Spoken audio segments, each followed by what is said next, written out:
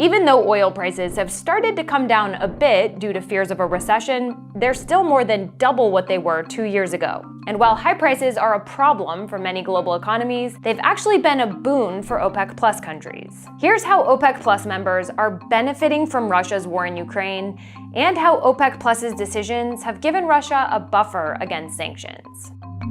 First, let's look at who makes up OPEC Plus and why high oil prices are so important to them. OPEC Plus includes the 13 members of the Saudi-led Organization of the Petroleum Exporting Countries, otherwise known as OPEC, plus 10 non-OPEC producers led by Russia.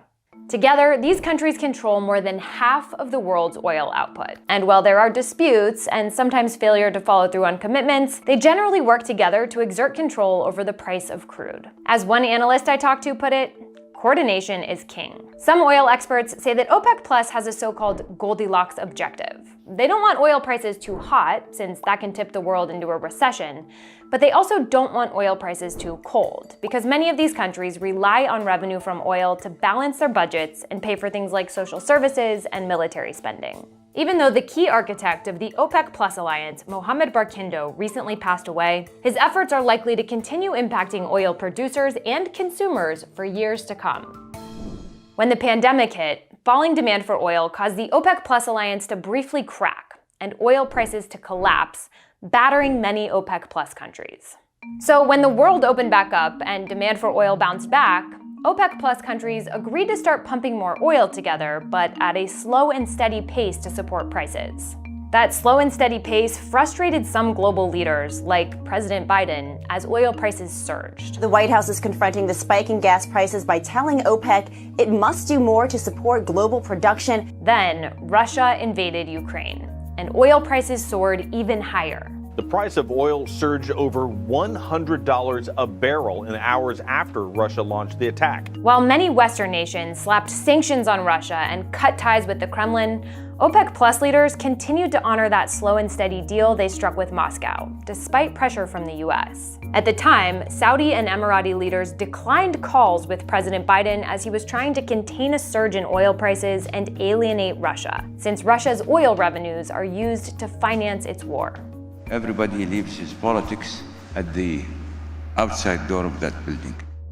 So now we have high oil prices, and those high oil prices are benefiting OPEC Plus countries. Here are 5 reasons why. First, their economies are growing. While the war in Ukraine is dealing an economic setback for much of the world, the IMF estimates that oil producers in the Middle East and North Africa will receive an additional $320 billion more than expected this year.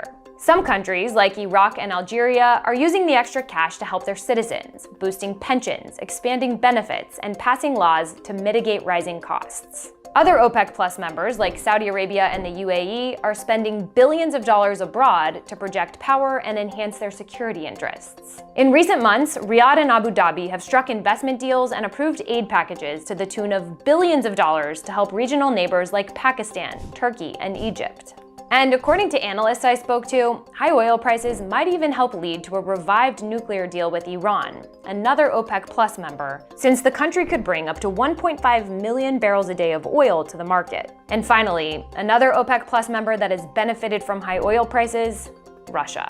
Even though Russia isn't producing as much oil as it normally would because of sanctions, high oil prices are helping it make more money on the oil that it is selling. According to the Center for Research on Energy and Clean Air, in the first 100 days of Russia's war, it raked in $97 billion from fossil fuel exports.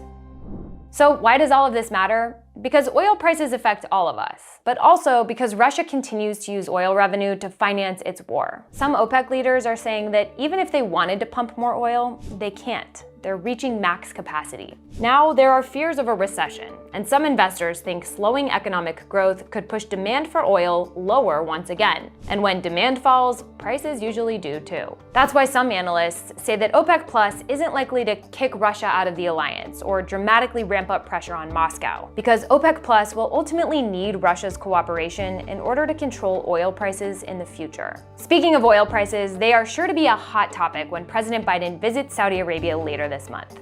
Check out this video for a preview of the talks. Thanks for watching.